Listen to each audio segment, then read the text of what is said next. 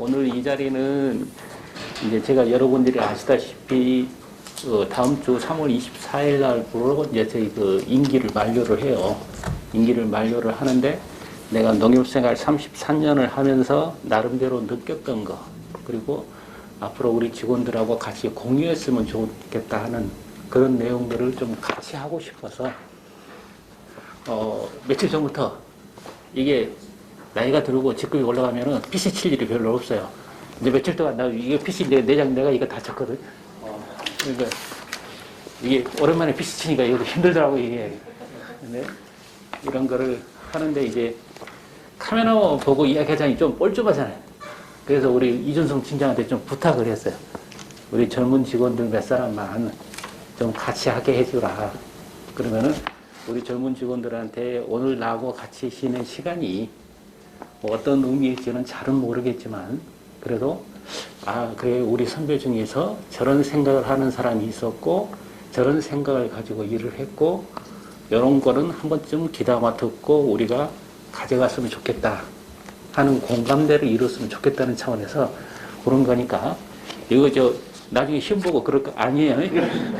시험 볼 것도 아니고 그리고 이제 그래서 나름대로 정리를 하다 보면 내가 두서없이 얘가 너무 전달이 안 될 수 있어서 그래서 내가 하나씩 복사를 해가지고 주라고 그랬어요. 근데 이제 이게 내용을 자꾸 이제 줄이고 하다 보니까 조금 줄어졌는데 그러니까 거기 준 대로 우리가 이제 내가 농협생활 33년 그 시간하고 그리고 이제 우리 농협이 어떤 회사인가 경제지주가 어떤 회사인가 그리고 이제 두 번째는 내가 대표이사를 될 때 어떤 마음가짐으로 대표이사에 취임을 했는가. 원래 그거는 2020년 3월달의 일이지만은 그동안에 세월이 축적돼 가지고 그런 자리를 맡게 되고 일을 하는 거게 되니까 거기에 내 이제 그 전 세월이 묻어 있는 거고 그리고 2년 동안에 나는 어떤 일을 어떻게 했는지 그리고 이제 그 중에서 못한 일이 더 많아요. 못한 일이 더 많은데 앞으로 우리 이제 여기 있는 직원들도 그렇고 우리 영상을 보는 직원들도 좋고 어떤 생각을 가지고 일을 했으면 좋겠다. 근데 내가 곰곰이 생각해보니까 사실 이거 할까 말까 망설였어. 사실 정리하기도 좀 귀찮고 나도 좀 정리를 해야겠다는 생각도 들었고 생각해보니까 내가 농협생활 33년 차인데 우리 선배 중에서 나한테 이런 이야기를 해준 사람이 없었어.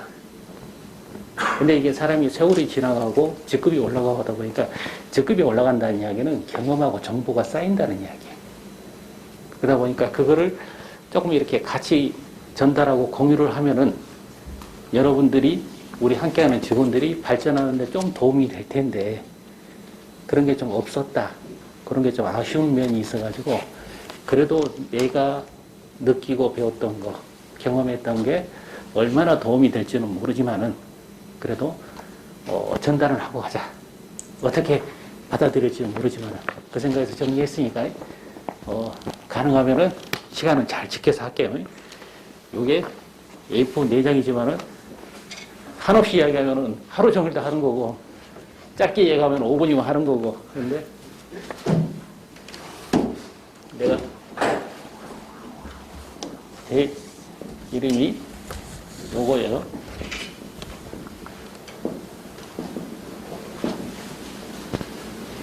우리 농협경제주지에서 농업경제대표라는 말을 쓰던 거는 2000년부터야. 그래갖고 이제 내 방에 가면은 옆에 접견실이 하나 있어요. 거기 옛날 분들 사진이 쭉 걸려 있어요. 지금 8사람이 걸려 있어요.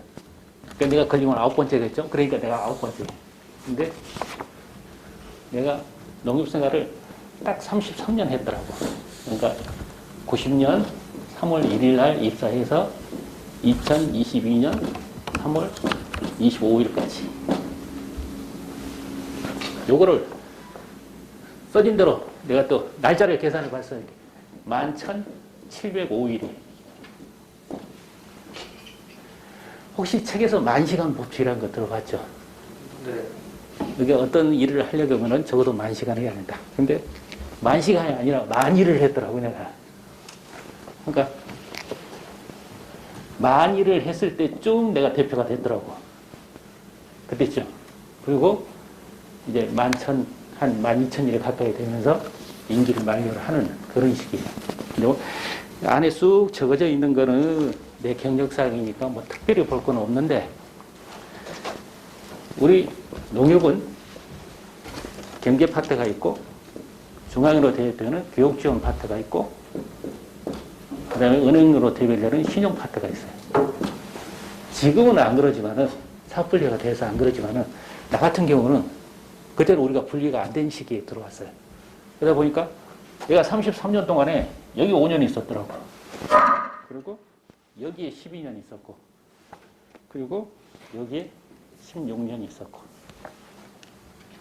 그러니까 하나의 회사에 근무를 하면서 은행에도 근무했었고, 어떤 그 사회단체 역할을 하는 교육지원 파트에도 근무를 했었고, 그리고 여러분들이 잘 아는 농업경제 파트에도 근무를 했었고, 그리고 이런 게 이제 두루두루 근무를 하다 보니까, 솔직히 이야기하면은, 좋게 이야기하면은 모르는 게 없어요. 별걸 다 알아. 근데 나쁘게 얘기하면은 아는 게 없어요. 너무 많은 분야를 이렇게 하다 보니까 깊이가 없는 거야, 깊이가. 내 생각에. 그러니까 이제 여러분들 같은 경우는 조금 더 전문성을 가진 그런 기회가 됐으니까 그 전문성 차원에서 앞으로 더 필요할 테고, 이런 걸 이제 제가 좀 소개를 하는 게, 우리 농업의 특성, 그거를 좀 여러분들이 이해하고 생각을 했으면 좋겠다. 여기에 마지막 말하고 이렇게 연결이 되는데, 마지막에 끝날 때 제가 여러분들에게 마음 건강을 부탁을 할 거예요. 몸 건강은 뭔데 어떻게 하겠어? 여러분들이 운동하는 걸 알아서 해야지. 좋은 거 먹고 잘 자고 운동하는 걸 알아서 하고. 근데 사람이 사회생활 하는데 마음 건강이 되게 중요해요. 근데 마음 건강이라는 거는 그게 만들기가 쉽지 않아요. 일단 내가 누군지, 내가 뭐 하는 사람인지. 원래 지금 여기 결혼한 친구도 있고 결혼 안 한 친구도 있을 텐데, 뭐 집에서도 마음이 상하겠지. 집에서 마음이 상한데, 사회생활 하다가, 회사 생활 하다가 마음이 많이 상할 거예요. 회사 생활 하다 보면은 윗사람, 아랫사람, 뭐 고객, 뭐 나하고 가불관계 있는 사람 다양하게 만나다 보니까 상하게 되는데, 본인이 어떤 중심이 서 있지 않으면은 마음이 많이 상할 수밖에 없어요. 근데 본인이 그게 중심이 서려면은 내가 일단 어떤 회사에서 무슨 일을 하는지 그걸 알아야 돼. 근데 우리가 이렇게 보면은 어떤 조직이 있고, 그렇게 되면은 법을 전공한 사람 아니면 법전을 잘 안 봐요. 근데 법전이라는 게, 농협은 비현익 특별법이라 갖고 농협법이 따로 있어요. 어떠한 조직을 저렇게 법으로 규정하는 게 많지 않아요. 우리나라에서 많이 아는데, 이 농협법을 사실은 여기 있는 사람들 지금 한번 읽어본 적 없을 거야. 예전에 사급시험, 승진시험이 있으면은 그때는 농협법 시험 과목이 있어서 읽었는데 잘 안 읽을 거예요. 우리는 젊었을 때 봤어요. 근데 이 법이라는 게 의외로 어느 한 사회에 있어서 어떤 조직이 있으면은 그 조직이라든가 어떤 제도에 대해서 규정을 하면은 사회 구성원들 사이에서 첨예하게 갈등이 이루어지고 서로 합의된 내용들을 담아놓는 게 법이에요. 그러니까 우리 여기서 농협법 딱 하면은 요거는 농협에 대해서 사회적으로 서로 합의된 내용들을 집어넣는 거예요. 물론 이제 법전이 워낙 조항이 많다 보니까 좀 이상한 것도 있긴 해요. 있긴 하는데, 제가 그래서 오늘 이야기하고 싶은 거는 농협법 제1조예요. 이 농협법 제1조는 농협법이 그동안 많이 개정이 되고 수정이 됐지만은 크게 바뀌지는 않았어요. 문구가 조금씩은 바뀌긴 했는데 거의 안 바뀌었어요. 이 농협법이 농협의 목적사항을 규정한 거예요. 농협은 뭐 때문에 존재한다. 우리가 여기서 내가 듣기로 뭐 다른 회사 다니다가 온 사람도 있고 새로 이렇게 신규로 들어온 사람도 있고 그럴 텐데, 정부 조직이 됐든 어떤 기업이 됐든 사회단체가 됐든 사회적으로 조직이 존재한다는 것은 그게 사회적으로 어떤 역할을 하기 때문에 존재하는 거예요. 사회적으로 존재하는 데 있어서 역할을 못하면은 사회적으로 어떤 기구가 존재한다는 것은 사회적으로 비용이 발생하는 거예요. 사회적으로 역할을 못하면은 그 조직은 도태되게 돼 있어요. 하다못해 기업도 소비자한테 좋은 물건을 팔고 효용을 줘야 돼.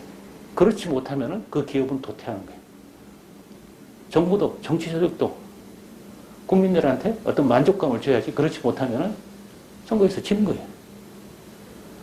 하다못해 사회조직도 마찬가지잖아요. 우리 구호품 받아가지고 좋은 데 안 쓰고 지들이 띵까띵까 하면은 그 단체는 끌리면 다 날아가는 거잖아요. 이 농협법에 정해진 게 우리 농협은 뭐 하는 조직이다라고 써져 있어요. 우리가 농업협동조합이거든. 이 조합원들의 경제적, 사회적, 문화적 지위를 향상시키고 그리고 뭐 삶의 질을 높이고 국민 경제의 발전함을 균형 있는 발전을 기여한다. 그런 게 목적으로 돼 있어요. 근데 내가 이야기하고 싶은 거는 이 법전에 써진 내용을 자세히 보고 구체화시키려고 그러면은 너무 두리뭉실하게 보면은 우리가 아무 의미를 못 찾아요. 야, 어떤 우리 농민조합원의 삶의 질을 높인다. 야, 그럼 삶의 질을 높이려면 어떻게 해야 되는 거야? 삶의 질이란 뭐야? 국민 경제의 균형 있는 발전을 도모한다. 그럼 도대체 국민 경제가 뭐고 균형이 뭐고 너무 어렵잖아요. 그러니까 그렇게 가면은 의미를 찾기가 어려워요. 그래서 구체적으로 우리는 경제지주니까 경제적 지위 향상. 사실은 사회적 지위 향상, 문화적 지위 향상도 되게 어려운 이야기네. 아니, 문화의 척도를 뭐로 측정할 거예요? 사회적으로 저 사람이 지위 높다, 낮다를 어떻게 측정할 거예요? 근데 다행히 경제적 지위 향상하면 딱 결정되잖아요. 돈 많으면 되잖아요. 소득에 관한 이야기잖아요. 경제적 지위 향상이라는 거는 우리가 어떤 사람이 경제적으로 지위가 높다, 낮다 하면은 소득이 많거나 재산이 많거나 간단하잖아요.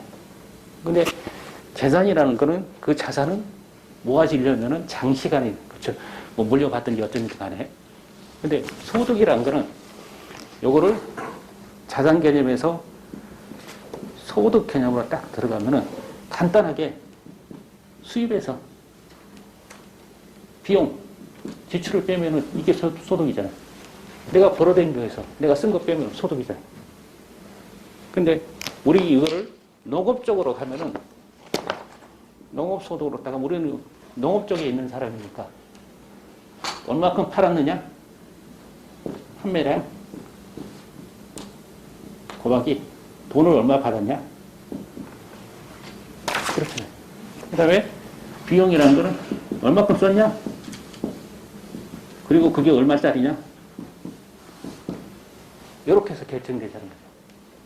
요게 우리가 나는 농협법 1조에서 나는 경제적 지위 향상을 풀었으면은 이렇게 되는 이야기고, 우리가 요 농업소득을 높이는데 제 역할을 하면은 우리는 사회적인 역할을 다 하는 거고, 제 역할을 못하면 야, 쟤들은 뭐냐?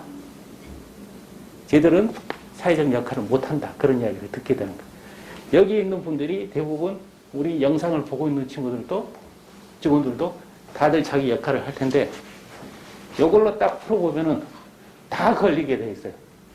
우리 경제주제 사업은 크게 나누면은 자재 파트가 있고, 산지 파트가 있고, 보소매 파트가 있어요.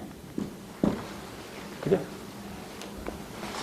자재 파트는 비료 농약이라든가 종자 같은 경우를 얼마나 양을 얼마나 좋은 가격에 농가에 공급해 주느냐 하는 거예요.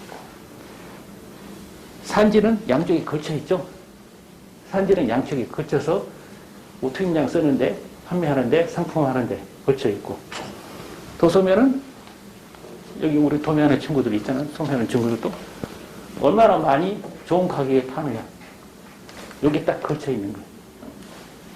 요게 농협법 1조가 이렇게 목적이 되어 있는데 161조 2항에 보면은 경제 지주는 뭐 하는 거다? 라고 표시가 딱 돼 있어요. 요런 사업의 시장 경쟁력을 높이고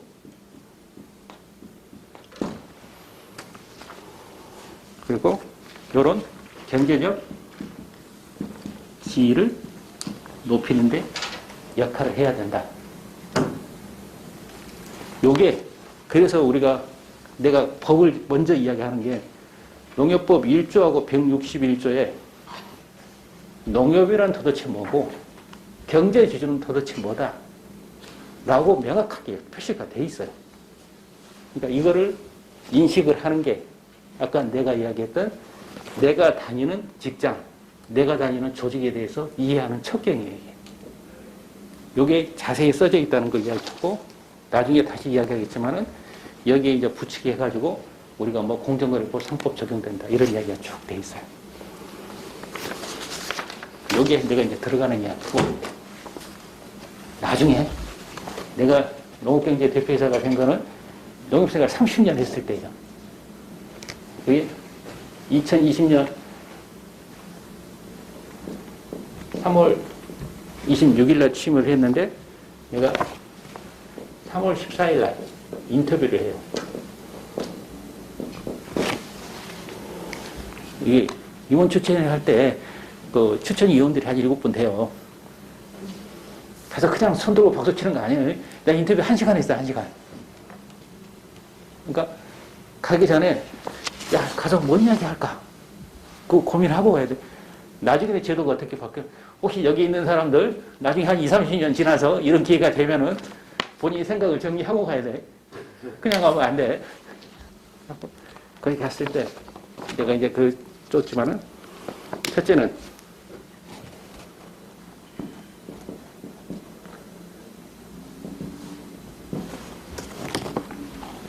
이게 어떤 조직이든지 아무리 열심히 해도 문제는 계속 발생하게 돼 있어요. 우리가 제가 33년 생활을 하면서 야, 금년에는 회사에 아무 일이 없을 거야. 금년에는 상황이 아주 좋아. 아마 여기 직장생활 아까 40세가 제일 많더만 직장생활 이렇게 좀 해본 친구들 야, 금년에는 우리가 여건이 무지하게 좋아. 금년에는 너희들 놀아도 돼. 이런 일은 한 번도 없었을 거예요. 그거 앞으로도 없어요. 금년에 어렵다고 하고 내년에 가면 내년에 또 어렵다고 해. 왜? 문제가 계속 생기거든. 그러니까 나도 그때 생각한 게 도대체 그럼 우리가 당면한 문제가 뭘까? 그걸 먼저 생각을 한 거예요. 그러면 두 번째, 그럼 뭘 해야 될까?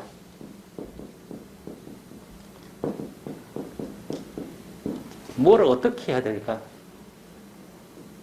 무엇을? 요새는 이것만 가지고는 안 되거든. 어떻게 해야 될까? How to. 하고, 그래서 이제 심사하러 갔는데, 조금만 이야기하고 오면 안 되잖아요. 세 번째는 이제, 그래서 다짐을 해야겠지. 앞으로 이렇게 열심히 하겠습니다. 하고 다짐을 해야 될까. 이렇게, 그때도 이제 상무 때인데, 오더를 안 치다가 몇 년 만에 오더를 열심히 쳤어요. 하고 A4 2장을 열심히 만들었어요. 그거를 이제 내가 한 장으로 이거 줄여놓은 거예요. 그리고 요거 간단하게 이야기해 주면은 우리 농협이 뭐 예전에 걸 따지면은 뭐 이동조합 이야기도 나오고 뭐 3단계, 2단계 이야기 나오고 뭐 신용사업 새로 한 거 뭐 이야기 나오고 하겠지만 그건 너무 먼 이야기고 최근 들어서 우리 농협에서 가장 영향을 끼치는 일은 내가 보기에는 사업구조 개편이에요. 그 전에는 내가 들어왔듯이 여기 하나로 뭉뚱그려 있던 거를 쪼갠 거예요. 왜? 사회가 바뀌니까 우리 농협 조직이 이대로는 안 되더라. 그러니까 사회가 이미 변화하는데 농협은 이대로 있어서는 안 되겠다 해서 농협 사업 구조를 교육 지원, 경제, 신용으로 쪼갠 거예요. 그리고 항상 이야기하듯이 내가 우리는 협동조합이라고 그랬잖아요. 농업 문제를 다루는 협동조합이라고. 협동조합이라는 것은 흔히 말하는 우리가 제3섹터라고 얘기해요. 경제학에 보면은 우리나라 경제 주체를 첫째는 가게. 가게가 경제 주체잖아요. 돈을 쓰고 그다음에 저축도 하고 하니까. 그리고 정부. 그리고 기업. 근데 이제 대부분 가게는 빼고 가게는 이제 일반적인 거니까 정부와 기업을 놓고 나면은 정부 파트는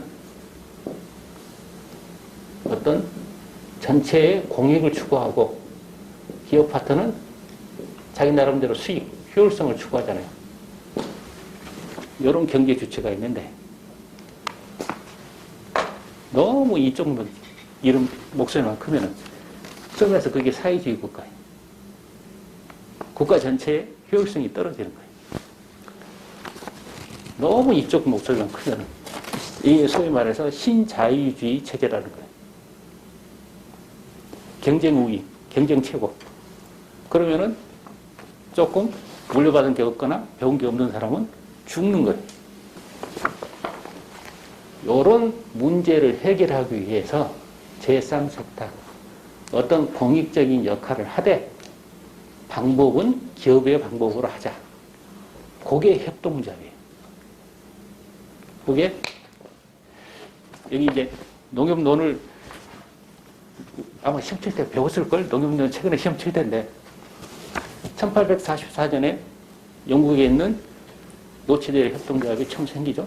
맨체스터에 있는 소도시에서 산업혁명 시절에 시골에 있는 사람들이 막 와서 공장에서 일을 해. 공장에서 일을 하는데 거기 사람들은 주로 먹는 게 빵 만들어서 먹잖아요. 그 밀가루하고 소금이 꼭 필요해. 근데 죽으라고 일을 해도 밀가루하고 소금하고 구두 몇 컬에 사면은 끝나는 거야. 생활 여건이 좋아지질 않아. 근데 그 사람들이 이렇게 생각해 보니까 야, 이게 희한하다. 나도 한 개 사고 너도 한 개 사고 너도 한 개 사고 다 똑같이 사는데 야, 우리 몰아서 한번 사보면은 어떨까? 그럼 좀 깎아주지 않을까? 좀 덤을 주지 않을까? 그렇게 해서 시작한 게 노치들 협동조합. 생활비를 줄이려고 시작한 게 근대 협동조합의 표시. 그 노치들 협동조합이 바로 국가가 도와주지 못하는 것을 자기 나름대로로 공동의 이익을 효율적인 방식으로 해결하기 위해서 노치들 협동조합이 생긴 것. 하고 협동조합이 그 역할을 하라고 생긴 것.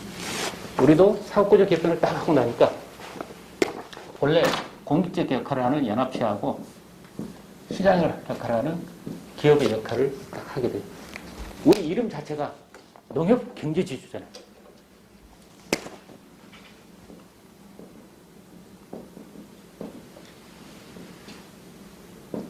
주식회사예요, 주식회사. 기업이에요. 근데 협동조합이에요. 정부 사업도 하고, 일반 소비자 대상으로 장사하고, 이런 거를 하고 있는 복합적인 성격을 가지고 있어요. 그러니까 알기 쉽게 이야기하면은, 이제 다른 조직, 우리 직원들은 교류를 하니까 알 텐데, 우리 금융을 딱 보면은, 금융은 지역농협의 연합체 역할은 상호금융이세요. 금융기업으로서 역할은 금융지주이세요. 딱 분리가 돼 있어. 근데 경제지주는 그게 안 돼 있어. 두 가지를 다 해. 그러니까 저런 공익 파트하고 시장 파트가 섞여 있는 거예요. 근데 뭐가 문제냐 하고 보니까 2018년, 2019년 연속 적자를 냈어요. 그리고 2019년에는 적자를 크게 냈어. 1,000억을 넘게 적자를 냈어요. 그 뭐가 왜 그랬느냐? 그 우리 직원들이 놀았느냐? 일 안 하고 놀아서 그랬냐? 그건 아니고 내가 보기에는 균형이 무너진 거예요. 이 역할, 공익적인 역할에 치중하다 보니까 뭐 생산비 절감해주고 물건 팔아주고 하는데 막 치중을 하다 보니까 기업으로서 지속 가능성이 훼손된 거예요. 아, 그래서는 안 되겠다. 우리가 사업구조개편에서 이렇게 했는데 우리가 당면한 문제는 바로 이거구나. 그렇게 인식을 하기 시작한 거예요. 그게 그러니까 내가 이제 그동안에 왔던 그 전에 한 30년 세월이 있으니까, 그리고 그 전에 이제 중앙의 기획실장으로서 두루두루 이렇게 봤으니까 그런 생각을 했겠죠. 그래서 그럼 어떻게 할 것이냐. 요거 정체성을 다시 인식하자. 도대체 우리는 뭐냐? 우리가 협동조합 공사가 아니에요. 협동공사가 아니잖아요. 농어촌공사나 AT 같은 게 아니잖아요. 우리는 그런 거 하고, 엄연한 주식회사다. 그러니까 우리 정체성이란 게 아까 이런 연합체하고 기업의 역할이 두 개가 있다는 것을 분명히 인식을 하자. 우리가 도대체 뭔지 알아야지 그 다음에 답이 나온다. 이걸 재인식해야 된다. 그러면 어떻게 할 것이냐. 거기서 제가 강조한 게 두 가지였어요. 앞으로 이렇게 하겠다. 기본하고 균형. 그냥 나오던 이야기니까. 균형은 이 공익과 효율, 요게 치우침이 없이 하겠다. 이게 무슨 이야기냐. 공익 쪽에 너무 치우치면은 회사로서 존립을 못하는 거예요. 자본금을 가진 주식회사인데 적자를 계속 내면은 자본금을 까먹게 되고, 자본금을 계속 까먹으면은 아무리 주식회사 상장이 안 된 회사더라도 자본금을 다 까먹으면은 그거는 그 회사가 문을 닫는 거예요. 아무리 좋은 일을 하더라도. 근데 돈 벌면 막 열심히 해. 뭐 농가는 어떻게 됐든 말든 저하고는 어떻게 됐든 말든. 그러면 어떻게 되겠어요? 야, 제대로 왜 있냐? 여기에 어긋나는 거야. 사회적 가치에 어긋나는 거야. 사회적 존재의 의미에 어긋나는 거야. 야, 제대로 저쪽 뭐 하냐? 그러니까 전에 그 구호단체들이 받아가서 막 뭐 하듯이 구호단체에서 이렇게 기부금 받아가지고 지가 막 주식 투자해가지고 막 했다. 나중에 욕먹거든. 그러니까 여기에 균형이 해야 된다. 그 두 번째.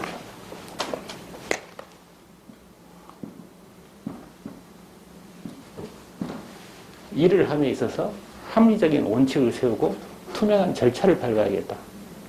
왜 그러느냐. 우리는 이런 제3섹터로서 성격이 있다 보니까 이게 이해관계자가 굉장히 많아요. 우리 직원도 있고, 자본도 있고, 조합도 있고, 정부도 있고, 언론도 있고, 저 국회도 있고, 이해관계자가 굉장히 많아요. 농협에 대해서는 관심도 많고, 소위 말해서 일반 기업에서 이마트나 롯데마트에서 벌어졌으면 아무렇지도 않을 일을 농협에서 벌어지면 뒤집어져. 왜? 그거는 일장일단이 있어요. 굉장히 가깝게 느낀다는 그 이야기도 되고, 나쁘게 가면은 조금 떨어지는 예들로 본다는 이야기도 돼. 그리고 그게 주식회사지만 이런 기본적인 성격이 있기 때문에 어느 정도는 내가 지분이 있다고 다 생각을 해요.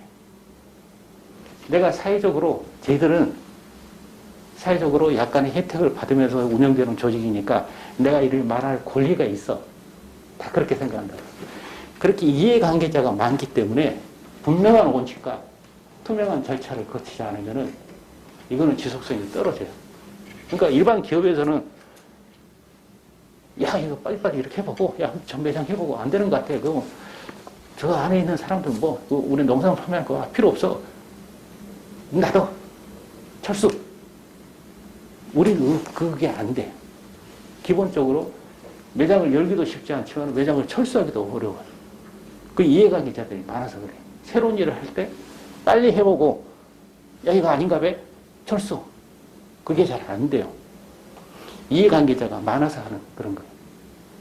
그러니까 이게 더디게 가더라도 이런 절차라든가 원칙을 지키지 않으면은 지속 가능성은 현저하게 떨어지는 거예요.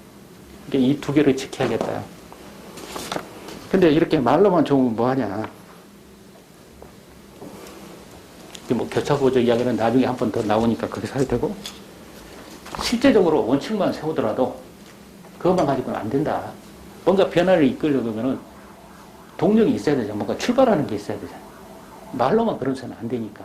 그래서 내 나름대로로 뭐 또 자재사업은 농기계 중심으로, 그 다음에 산지는 뭐 수급조절 중심으로, 그리고 도소매는 온라인이라든가 체인본부 중심으로 하겠다. 그 생각을 그때 한 거예요. 다음 그 이야기는 이제 뒤에 다시 한번 나올 거예요. 그리고 우리가 항상 먹는 것만 장사를 하는데 먹는 것 말고 다른 것도 더 돼.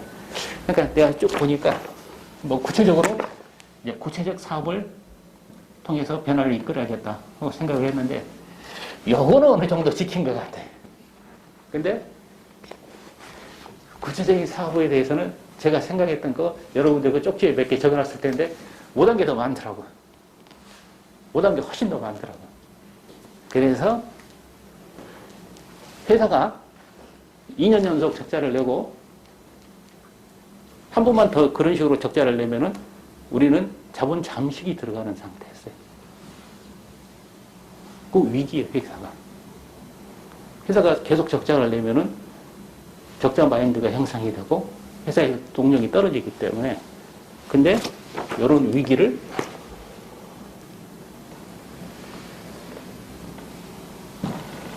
기회로 만들겠다.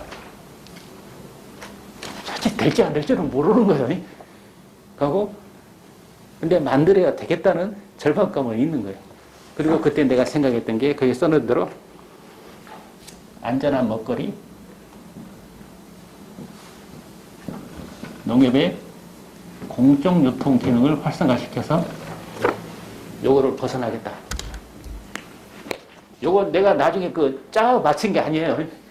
그때 당시에 내가 그 장소에 갈 때 만들었던 게 이 내용이었어요. 그리고 이 내용을 가지고 이제 사업을 하는 거예요. 이거 우리는 다 있잖아. 다 있으니까 이거 지웁니다.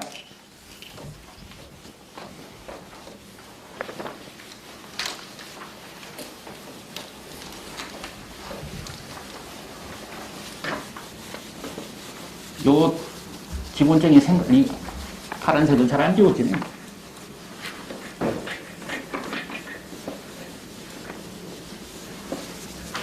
안 지워진다. 이거 놔두고 해야겠다. 이렇게 해가지고 2020년에 취임을 딱 했어요. 걱정이 엄청 많았어요. 나는 내 임기 2년 동안에 난 적자 못 벗어날 줄 알았어요. 그 전에 우리가 18년에 적자 내기 전에 많이 흑자 냈을 때가 2017년에 300억 정도 흑자를 냈어요. 300억 흑자 내서 회사가 1000억 적자를 냈는데 그럼 이거를 복귀를 하려면 시간이 하루아침에 될 것이냐. 난 솔직히 내 임기 2년 동안에 안 될 줄 알았어요. 그리고 더군다나 내가 3월 20일에 취임했는데 우리나라가 2월 달부터 코로나가 터졌잖아요. 코로나 터지니까 다들 얼어붙었잖아요. 그러니까 야 이거 그렇지 않아도 어려운데 코로나 꽤 터졌으니까 솔직히 내 생각에는 나는 이제 2년 동안 코비 터졌구나 그렇게 생각했는데 웬걸? 두 가지 2020년은 코로나 극복하고 유통혁신 이 두 가지만 이야기했어요. 코로나가 딱 터져가지고 여러분들이 지금은 2년밖에 안 지났는데 다 잊어버렸어요. 우리 농협이 그때 공적 마스크를 취급해요. 마스크 대란이었잖아요. 사람들 그때 마스크 안 쓰면 다 죽는 줄 알았잖아요. 그래가지고 어디 취급을 하냐면은 농협, 우체국, 그리고 공영 홈쇼핑 이 세 군데에서 마스크를 제한적으로 판매를 하기 시작해요. 근데 사실은 우리 농협이 여러분들 딱 보면은 공영 홈쇼핑도 정부 지분이 많아요. 그 기타 공공기관이에요. 그다음 우체국도 마찬가지잖아요. 정부 산하기관이에요. 농협은 정부 산하기관은 아니에요. 근데 농협이 공정유통기관으로 선정이 돼요. 왜? 전국에 매장이 다 있기 때문에. 그때는 제가 대표가 아닐 텐데 하겠냐 해서 저한테 연락이 왔길래 제가 대책 없이 한다고 그랬어요. 할 수 있냐 그러니까 할 수 있다고 그랬어요. 우리한테 맡겨주면 할 수 있다. 우리가 한다. 결론적으로 그 3개 채널 중에서 나중에 약국에서 판매하기 전까지 마스크 대란을 잠재운 기관은 농협이었어요. 농협을 통해서 1인당 2매씩 매일 오후 2시에 팔려나가면서 마스크에 대한 불안감이 해소된 거예요. 이 마스크 판매를 앞에 마스크 판매해가지고 매출은 한 200억 정도 돼요. 근데 저거에서 돈 벌었냐? 돈 못 벌었어요. 우리가 원가에 사가지고 원가에 팔았기 때문에 비용도 못 받았어요. 하다못해 카드 수수료도 안 받았어요. 우리가 150원에 사왔으면 진짜로 150원에 팔았어요. 왜? 국가적으로 위기 상황인데 농협의 정체성이 저를 앞에서 이야기했던 그거니까 이거 가지고는 장사를 해서는 안 된다. 그래서 그렇게 대응을 한 거예요. 근데 그 결과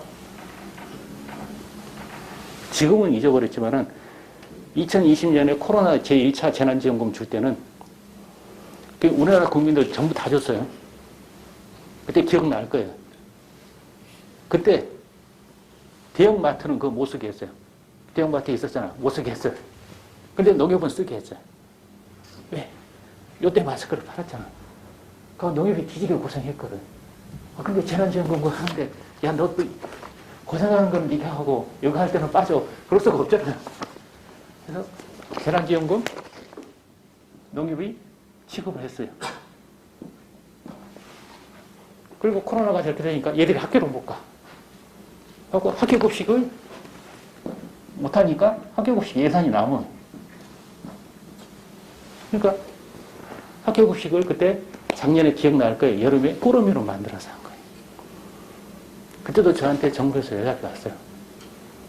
이거 해줄 수 있냐? 꾸러미 만들어줄 수 있냐? 뻥쳤어. 내가 한 달에 300만 개 해준다. 우리 전체적으로 동일하면 300만 개 할 수 있다. 근데 나중에 생각하니까 그 거짓말이었어요. 진짜로 300만 개 주문 들어왔으면은 우리 직원들 다 쓰러졌어요. 못 만드는 거야. 근데 우리가 2달 동안에 약 200만 개를 넘게 했어요. 한 240만 개. 이거 하면서 우리는 우리나라에 있는 국민 모두가 우리 매장을 잘한다고 생각했어요. 천만의 말씀이었어요. 농협에 대해서 다시 보기 시작하고 이거 보면서 재난지원금 쓰러 농협에 오고 마스크 사러 왔으니까 이거 할 때도 이거 가서 쓰면 되겠다. 그리고 학교급식 꾸러미 하면서 우리 농협몰 회원이 200만 명이 늘었어요. 거의 2배가 됐어요. 이런 식으로 해가지고 우리 고객수가 10% 늘어나요. 2020년에 다른 대형마트들은 다 죽을 쓰고 있을 때, 역조를 낼 때 우리는 객수도 늘어나고 매출도 늘어나요.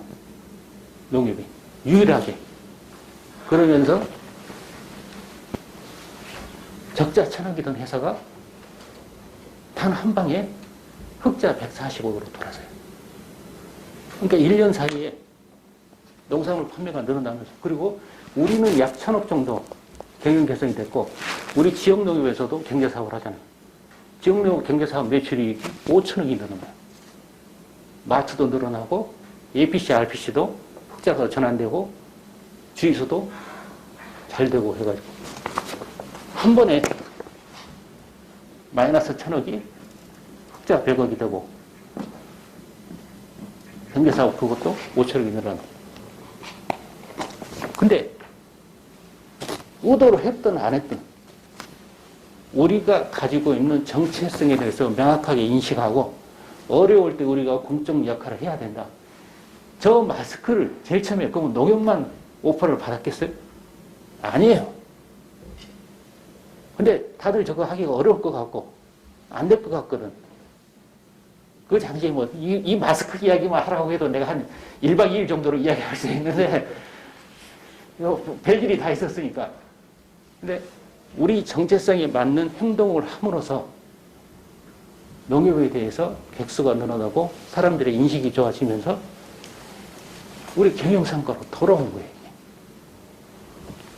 이게 1년 차에 저희 1년 동안에 제일 큰 일이었고, 두 번째는 앞에서 내 나름대로 이렇게 여러 가지 계획을 만들었잖아요. 그러면 그걸 가지고 뭔가를 변화를 추구해야 되는데 3월달 취임해서 4월달부터 그걸 준비하기 시작해요. 4월달부터 준비해서 11월달에 계획을 발표를 합니다. 무려 한 7개월 걸렸죠. 왜 요것 때문에 더 바빴거든. 당장 발등에 저 불이 떨어져 있으니까 여기에 더딜 수밖에 없지. 그래가지고 근데 요 유통혁신안에 대해서 제가 이야기하고자 하는 것은 시장이었어요. 시장의 변화를 보자. 제가 말을 하다 보니까 말이 자꾸 길어지는데 좀 더 추락해서 이야기하자면, 우리나라는 대개 통계가 발전되어 있고 신용카드 통계라는 게 엄청 잘 나오는 나라예요. 통계청에서 한 달에 한 번씩 우리나라 소매시장의 동향에 대해서 발표를 해줘요. 작년에 우리나라 소매시장이 약 520조 정도 돼요. 그리고 그 중에서 우리가 관여하는 식품시장이 129조, 농산물 시장이 약 57조 정도 돼요. 이거 도대체 어떻게 변화하고 있냐. 제가 본 가장 큰 변화는 두 가지였어요. 첫째는 온라인. 온라인 거래액이 그 전부터 늘어나고 코로나가 되면서 비대면 거래가 폭발적으로 늘어나기 시작해요. 그게 우리나라 전체 시장에서는 약 29%, 30% 가까이 되고, 온라인 비중이. 식품은 거래가 하면은 좀 덜해요. 덜하는데, 그래도 25%. 그리고 여기 가면은, 여기도 거의 14%니까 거의 지금은 15% 가까이. 농산 쪽도. 온라인 쪽으로 늘어나고, 사람들이 소가구가 되고 많이 모이는 데 싫어하니까 가까운 인근 근린마트에 가는 거예요. 저는 이 두 가지에 크게 주목을 했어요. 그리고 이 식품 중에서도 원형 농산물 먹는 거하고 요거하고 가공해서 먹는 식품, 요게 커지는 거예요. 이 시장 트렌드를 바탕으로 해가지고 이 유통 혁신안을, 사실은 이걸 정확하게 알고 한 건 아니고 위원들 모여서 이야기를 하다 보니까 여러 가지 안 나온 걸 정리해서 나중에 시장 분석한 거 풀려보니까 맞아 들어가는 거예요. 우리가 첫째 이야기했던 게 도매 쪽에서 유통 허브 역할을 하겠다. 하고 산지를 스마트하게 하겠다. 그리고 온라인 채널을 늘려가겠다. 그리고 부가가치 높은 식품 쪽으로 확대하겠다. 요 네 가지를 크게 테마로 잡아요. 이게 왜 그러냐.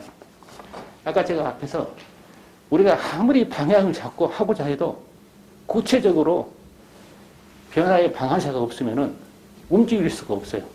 우리 농협의 밸류체인은 자재, 산재, 도소매로 연결이 되어 있어요. 그러면 서로 연결이 되어 있다는 이야기는 좋게 이야기하면 서로 협력하는 거고, 나쁘게 이야기하면 서로 떠넘기는 거예요. 나는 잘하는데 내 뒤에 선수가 시원치 않아서, 내 앞에 선수가 시원치 않아서. 제가 그때 4월 달에 참여하는데 그때 위원장 하셨던 분이 저한테 큰 팁을 줬어요. 한참 뭘 테마로 잡까 고민하는데 왜 고민하냐. 다 하려고 하지 마라.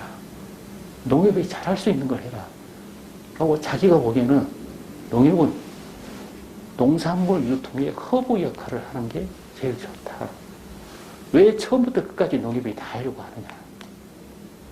유통 허브 역할만 해주면 농협으로서는 충분하다. 저는 그때 그 인사이트를 굉장히 받은 거예요.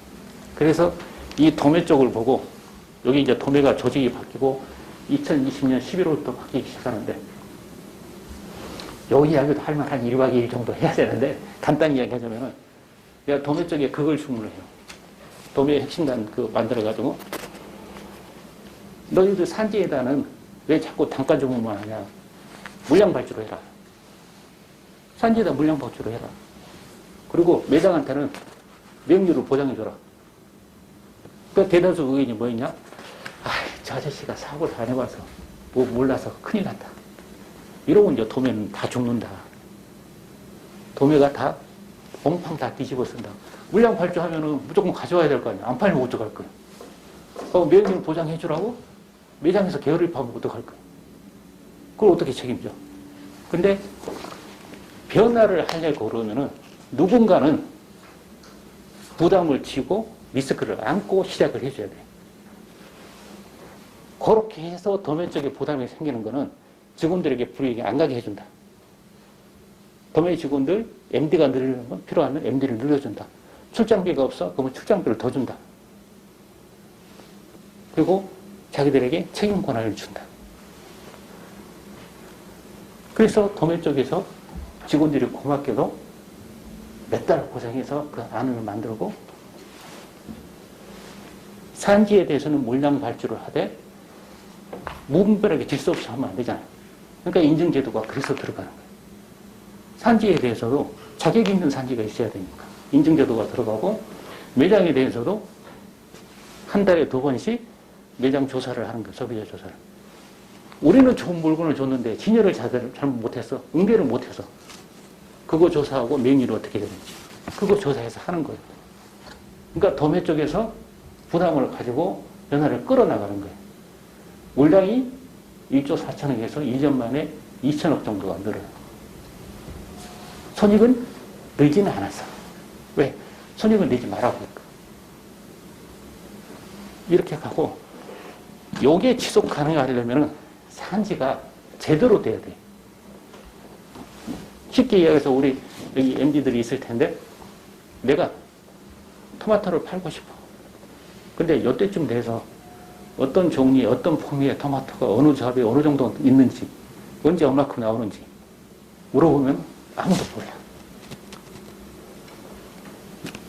유통후보 역할을 하려면 그걸 알아야 될 거야. 그러니까 산지에 대해서 대응을 못해. 그렇게 하려면은 산지가 데이터가 정리가 돼야 되니까 그게 스마트 ABC 개념이에요. 양곡도 스마트 ABC 개념. 산지를 상품화를 나이스하게 하고 데이터를 정리하는 그런 개념으로 들어가는 거예요.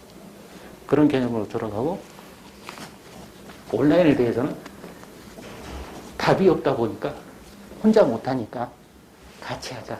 그래서 여기 쭉 써진 대로 보면은 어떤 온라인 거래소는 정부와 같이 하고 우리 라이브 커머스 하는 센터는 카페24라는 온라인 업체하고 같이 하고 공유주방은 공유주방 업체하고 같이 하고 이렇게 하면서 새로운 트렌드 있는 사업을 만들어가는 거예요. 그리고 식품 쪽에도 우리가 약하니까 더본코리아나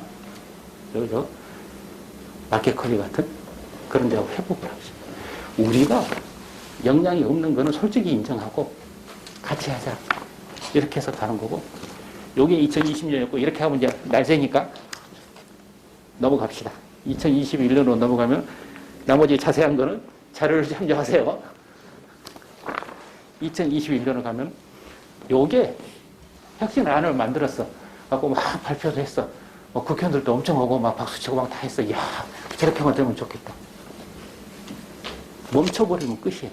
그래서 요 과제를 사업계획에 반영을 하고 예산에 반영을 하고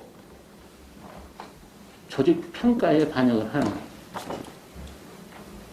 조직이 이렇게 돌아가야 돼. 그래서 이렇게 하는 과정을 2021년에 각 파트별로 사업을 추진하면서 이 과정들을 겪어요. 그리고 이제 잠깐 언급했지만은 우리가 우리 농업경제 인원이 8,000명 정도 돼요. 근데 소매 쪽 근무하는 직원이 많아요. 한 5,000명 돼. 근데 소매 쪽이 대표적인 네드오션이에요. 우리가 오프라인에서는 시장 점유율이 약 14%, 15% 이렇게 되지만은 온라인에서는 0.2% 정도 돼요. 그리고 이 아까 말했던 식품 시장에서 그래서 전체로 따지면 식품 시장에서 우리 시장 점유율이 10% 정도 돼요. 오프라인에서는 이마트하고 필적해요. 근데 온라인을 가면은 우리는 순위가 카운터가 안 돼. 앞에서부터 쭉 하면은 2등부터 1000등을 세워놔도 카운터가 안 돼. 그러다 보니까 전체 시장 점유율이 떨어져요. 그런 상황에서 소매 시장에 대해서 체인본부 중심으로 그리고 아까 그린마트 중심으로 그렇게 조직체계를 바꿔가는 과정을 2021년에 했던 거예요. 완성은 아니에요. 변화의 시작이고 그렇게 바꿨다고 해서 우리 오프라인 매출이 막 팍팍팍 늘어날 것이다. 절대 그렇게 생각하지 않아요. 줄어드는 속도를 늦추고 싶은 거예요. 줄어드는 속도를 늦추고 싶고 그 시간을 벌어서 새로운 블루오션 쪽으로 가고 싶은 거예요. 그 기반을 조직 개편을 통해서 만들어내는 거예요. 이게 2000년, 2021년 그리고 여러분들이 이제 잘은 모르겠지만 하나만 이야기하면 작년에 쌀이 몇 년 만에 과잉 생산이 됐어요. 그 생산량에 대해서 격리해야 되는데 격리가 잘 안 돼. 작년 연도 말에 예산 작업할 때 쌀 격리에 대해서 지금 여기 자재고 출신이 없어서 그러는데 비료 가격이 평균 2배 올랐어요. 정부 보조를 끌어내지 못했다고 그러면은 아마 지금쯤이면 여기 날마다 좀 와서 난리하고 있을 거예요. 그 과정을 겪었어요. 그 과정을 겪어보면서 쭉 해왔고 딱 하나만 이야기하자면 비료 가격이 평균 102% 인상이 됐는데 여러분들 생각해봤어요? 10,000원짜리가 어느 날 갑자기 20,000원을 팔아. 그거 어떻게 될 것 같아요? 녹용 나쁜 놈들 될 거 아니에요? 근데 그거 가지고 여기서 누가 와서 나쁜 소리 한 거 들어본 적이 없죠? 11월 달에 열심히 작업해서 정부에서 인상분의 80%를 뭐 정부가 일부 하고 우리가 일부 하고 해서 보조를 해주고 하니까 농가 입장에서는 20%만 인상이 된 거예요. 근데 20% 인상도 굉장히 큰 거예요. 그래도 사람들이 불만이 없어. 왜 그럴까? 아까 내가 얘기하니까 합리적인 원칙과 투명한 절차를 적용시킨 거예요. 이렇게 국제시장 변화에 의해서 비료 수급이 어려워질 때는 좋은 가격에 공급하는 게 문제가 아니고 수급을 맞춰주는 게 문제다. 가격이 문제가 아니고 필요한 양을 확보하는 게 문제다. 비료업체한테 돈을 안 주면은 움직이질 않아요. 그 원칙을 먼저 세우고 그 관련된 상황을 정부, 농민단체, 국회에다가 투명하게 공개를 한 거예요. 몇 달 동안. 사실 이렇다. 요소가 작년 대비해서 3배 올랐다. 해운운이 5배 올랐다. 환율 30% 올랐다. 그래서 온갖 따져보니까 120% 올랐다. 어떡할 거냐. 이 가격이 확보되지 않으면 비료 원료라는 거는 한 석 달 전에 중동에서 출발한 걸 가져와서 쓰는 거예요. 지금 가격을 이야기하지 않으면 원료 확보가 안 돼. 그러니까 그런 과정을 거치니까 별 불만 없이 진행이 된 거예요. 이런 내용이고 마지막으로 이게 코로나가 아니었으면 우리 직원들을 이렇게 싹 모아서 이런 이야기를 더 공유하고 이렇게 했을 텐데 중간중간에 우리 젊은 직원들 이야기라든가 우리 경영 분석회의 할 때 몇 번 이야기를 했지만은 거기까지는 전파하는 데 한계가 있더라고. 그래서 제가 우리 부서장 예를 2주에 한 번씩 해요. 부서장들이 지금 15분 됐는데 부서장들이 발표하는 시간은 30분이요. 내가 잔소리하는 시간이 30분이에요. 그걸 한 20번 했어요. 여기에 그 내용이 담겨 있어요. 앞으로 어떻게 했으면 좋겠다. 이런 원칙은 반드시 지켜야 되고 제가 이야기한 것 중에서 많은 걸 다 할 수는 없고 이것만 이야기합시다.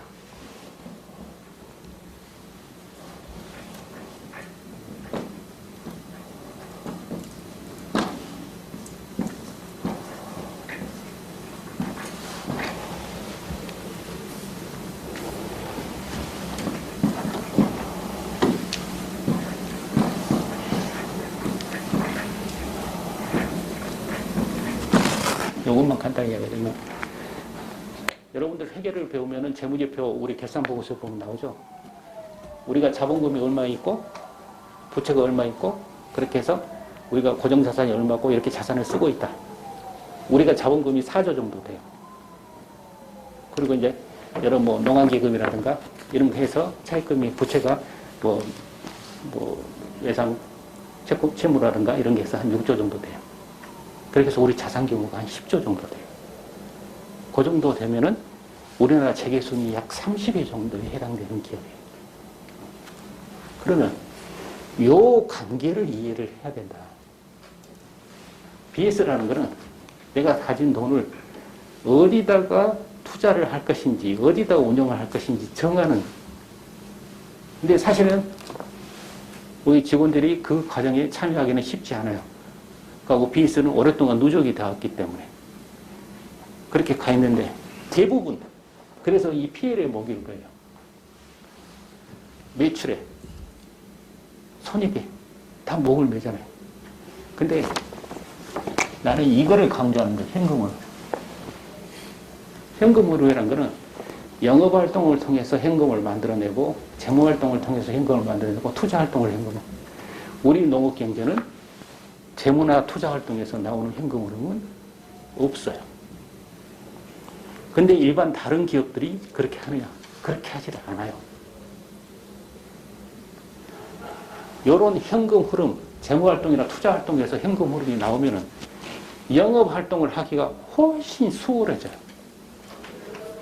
우리 보고 많은 돈을 벌으라고는 안 하거든. 주식에 쌓아서 기본만 하라고 하거든.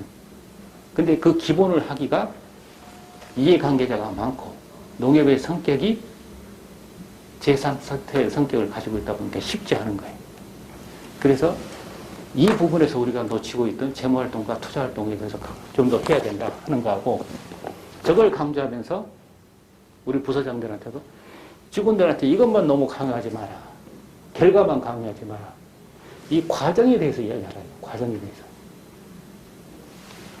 결과보다는 과정에 치우쳐라. 왜? 변화가 필요하니까.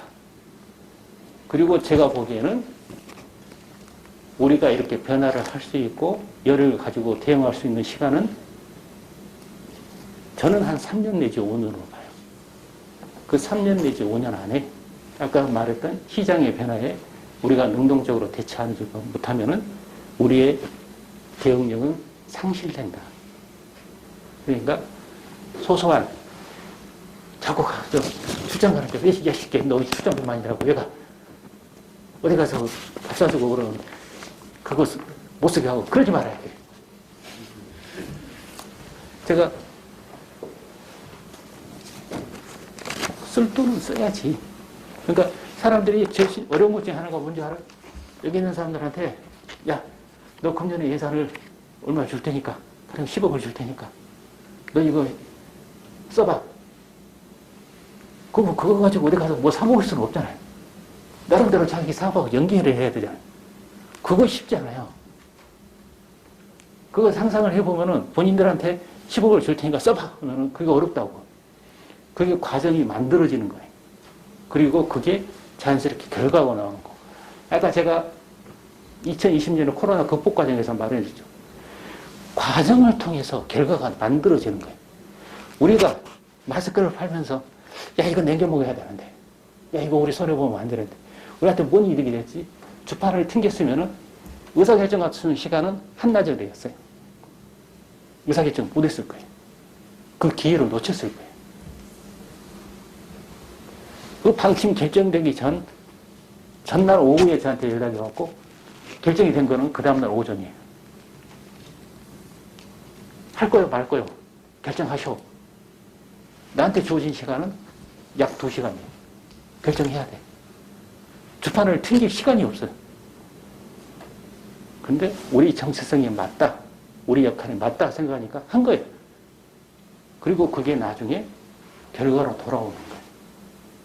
여기 계신 우리 부서장한테 제가 이걸 계속 그렇게 강조하는 거고, 요거는 제가 감명 깊었던 본 경영학 책이에요. 생애 정도로 써있으니까 철학책 같은데 철학책은 아니고, 우리가 세상 살아가는 데 있어서 내가 어떤 물건을 살 때는 내가 지불하는 가격보다 내가 느끼는 만족감, 가치가 높으니까 하는 거고, 물건을 파는 사람은 소비자가 지불한 가격보다 비용이 덜 드니까, 버는 게 있으니까 하는 거잖아요. 그 과정에서 어떻게 일을 해야 되는지, 거기 보면 4가지를 제가 써놨을 거예요. 그 책에 나온 이야기. 감수성, 상상력, 시행, 탐색 시행, 그리고 우회 축제. 문제에 대한 인식, 그게 감수성. 그리고 그 문제를 해결하기 위해서는 어떻게 해야 된다. 방법을 찾아내는 게 상상력. 근데 그 방법이라는 게 100% 오답? 그런 건 없어요. 해보는 거예요. 해보면서 바꾸는 거예요. 그게 탐색하고 시행하는 거예요. 근데 그 과정에서 축적된 지식과 역량이 있어야 돼요. 없으면은 시행착오의 연속일 뿐이에요. 그 4가지를 이야기한 책이에요, 그게. 이거는 얼마 전에 우리 부장들한테는 다 사줬어요. 우리 직원들까지는 다 못 사주고 부장들한테는 사줬는데, 저는 그 중에서 우회 축적이라는 개념을 굉장히 중요시 생각합니다. 우리 직원들이 우리 회사에 대해서, 우리가 처한 위치에 대해서, 우리가 해야 할 바에 대해서 정확하게 인식을 하고 있는 것, 그리고 그거를 펼쳐나가기 위해서 무엇을 해야 되는가 아니라 어떻게 하기에 대해서 지식을 가지고 있어야지 어떤 상황에 처했을 때 대처를 할 수가 있어요. 그 개념이 반드시 있어야 된다. 그리고 마지막으로 요거 하나만 이야기하면, 우리가 흔히 농협의 특성을 이야기할 때 교차보조 이야기를 많이 해요. 신용에서 돈을 벌어서 경제애들이 다 쓴다. 경제 쪽에 손을 본다. 근데 이런 교차보조 개념이 농협의 전유물처럼 이야기해요. 그거 아니에요. 우리가 최첨단 기업이라는 구글, 아마존, 애플 다 교차보조 개념을 써요. 그게 대표적인 게 구글의 안드로이드 체계. 애플이 생태계를 만들었잖아요. 그러니까 자기 거 팔아먹기가 쉽지 않아. 그러니까 구글의 안드로이드 체계를 만들어가지고 공짜로 풀어버리는 거예요. 그러니까 안드로이드 체계를 쓰는 데는 삼성 갤럭시에 보면은 구글 기본 체계가 다 탑재되어 있잖아요. 구글 생태계가 생기는 거예요. 안드로이드 체계를 만드는데 비용이 들었겠죠. 그거 공짜로 만들었겠어요? 그걸 뿌려버려가지고 자기가 돈벌이 할 수 있는 기회를 만들어내는 거예요. 그럼 구글 안에서 안드로이드 체계 만든 애들은 맨날 마이너스 성과급 받고, 그래서 서자 취급받고 그럴까요?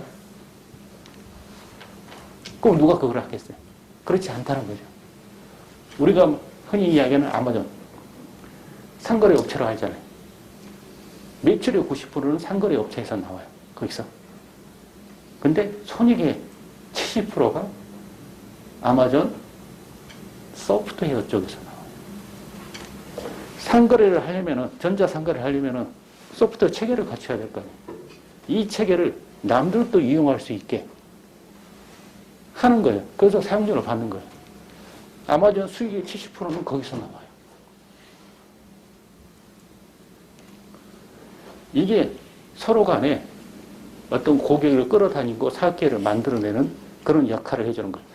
우리가 여기가 은행 건물이니까 이런 이야기 뭐라 하지만, 우리 고객들이 농협은행을 할 때 은행을 먼저 생각할까요? 농협을 먼저 생각할까요? 그나마 사람들이 농협이 착하다, 쟤들은 사기 안 칠 거다 하는 그런 기본적인 틀이 돼 있어요. 사람들의 인식이 돼 있고, 그게 우리가 장사를 하고 있는 거예요. 그런 농협 안의 교차보조에 대해서 명확하게 인식을 하고 우리가 일정한 역할을 하고 있다는 우리 농업경제 직원들이 그 인식이 있어야 되는 거예요. 근데 그 인식도 우리가 계속 적자 내고 그러면 이제 자존심이 상해. 그러잖아요. 자존심 상하고 성과급 못 받고, 야씨 저것들은 맨날 돈도 못 벌고. 그래서 내가 이야기하는 자산 활용이에요. 우리가 가지고 있는 BS 중에서 솔직히 우리가 농가를 상대하면서, 조합을 상대하면서 추가적인 이득을 얻을 수 있느냐? 어려워요. 제가 예전에 우리 에너지부장한테 그 이야기를 한 적이 있어요. 에너지부에서 어느 날 갑자기 어디서 기름을 사올 수 있는 큰 거래소 하나 갑자기 찾아버렸어요. 하늘에서 뚝 떨어져 버렸어. 뭐 유조선을 줬든지 어떤지 해가지고. 그리고 갑자기 에너지부가 1,000억을 더 벌어버렸어요. 그래가지고 야 1,000억 벌었으니까 저 배로 500억 딱 주고 우리 500억 손익을 딱 했어. 그거 어떻게 될 것 같냐. 다 인정해. 에너지부장 잘려. 벌어와서 일부 가져간 게 아니고 저것이 자기한테 다 줘야 되는데 안 주고 뺏겨먹은 거야 이게. 그게 연합차의 성격이 있기 때문에 그거는 어쩔 수 없는 거예요. 그 어쩔 수 없는 거를 애써 외면하면 안 돼요. 그거는 현실로 받아들이고 그래서 에너지부에서는 별도로 우리 직접 태양광을 통해서 수익을 만들어가고 있어요. 여기서 매치 사업을 통해서 수익을 만들어가고 있어요. 대표적인 게 겨울 등유 같은 거, 난방용 같은 경우는 미리 저장을 해가지고 여름에 저장을 해요. 그러니까 겨울에 팔아요. 여름에 쌀 때 저장을 해서 겨울에 비쌀 때 파는 거예요. 그러면 겨울에 수급도 맞춰주고 우리 손익에도 도움이 되고 그렇게 사업을 하는 거예요. 그런 식으로 생각을 바꿔가는 거 하고 두 번째가 우리의 자산 활용이에요. 우리가 가지고 있는 자산, 경제지주 자산이 무형자산, 고정자산이 한 1조 정도 되는데 우리가 흔히 말하는 양재, 창동을 포함해서 자산이 있어요. 예전에 제가 그 책을 봤는데 맞는 말인지 몰라요.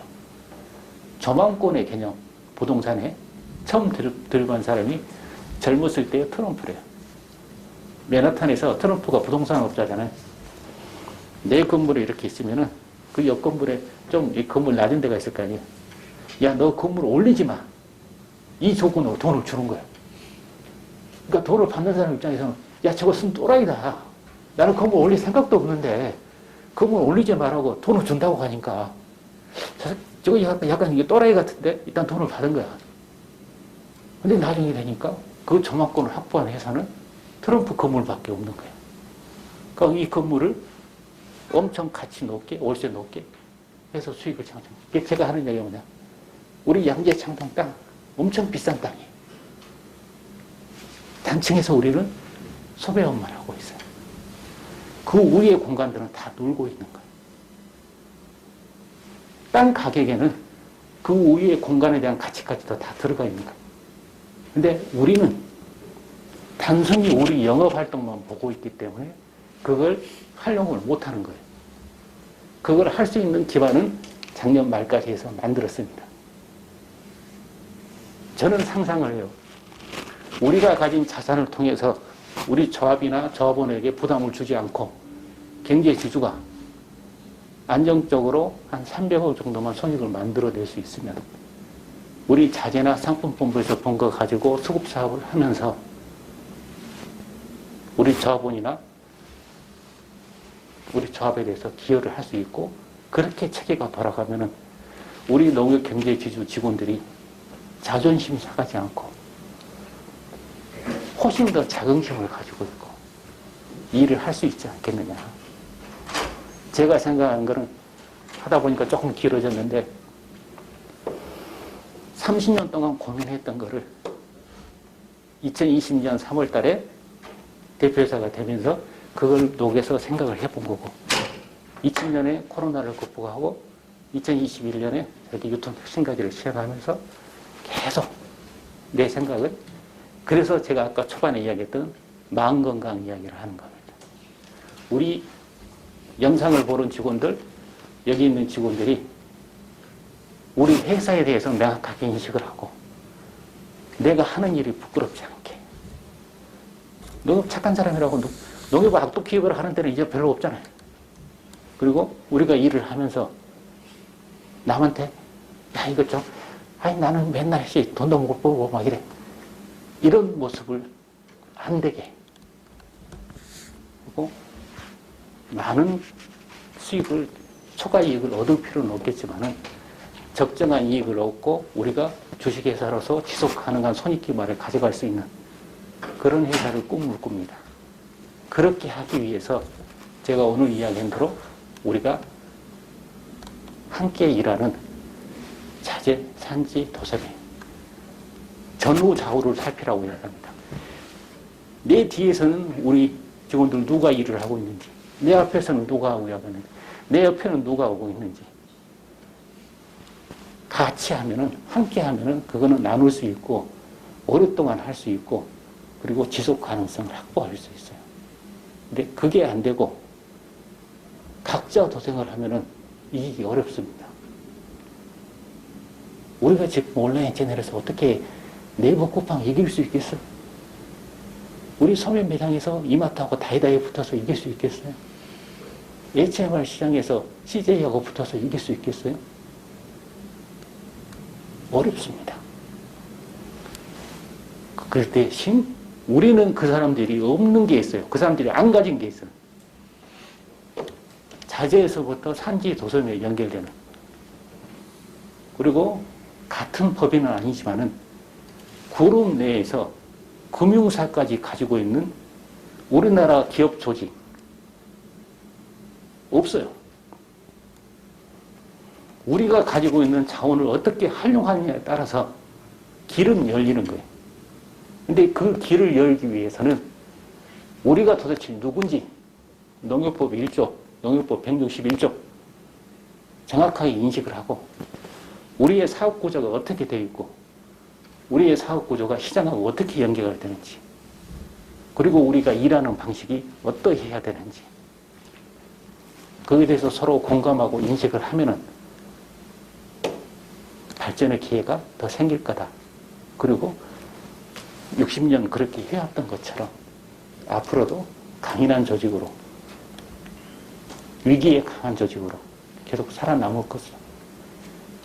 예, 제가 33년 생활을 하면서 느끼고 배웠던 거, 봤던 거, 그리고 나름대로 시도해 봤던 거 완성은 못했지만은 이 영상을 보는 우리 직원들과 그리고 여기 함께 있는 우리 직원들이 그런 부분에 대해서 인식을 가지고 한 방향으로 나간다면은 더 이상 말할 건 없다. 그러니까 항상 우리가 이렇게 어떤 인기가 말로되면 시원섭섭하다고 그러잖아요. 난 지금은 시원한 게 더 커. 머리가 아팠거든, 몇 년 동안. 근데 오늘 이런 자리를 마련하는 것도 이런 인식을 가지고 우리 직원들이 똘똘 뭉쳐서 어떤 사업을 내실 있게 해준다고 그러면은 앞으로도 이런 시원한 감정이 계속 유지가 될 수 있을 것이다. 그런 희망을 가지고 이런 이야기를 합니다. 그래서 오늘 늦은 시간에 자리를 함께 해준 직원들 감사하고 영상을 보는 직원들도 혹시 이거 끝까지 그는 1시간 15분 걸렸는데 1시간 15분 동안 다 들었다면 되게 고마워요. 고맙고 앞으로 항상 몸 건강, 마음 건강 잘 챙기고 항상 건강히 지냅시다. 고맙습니다.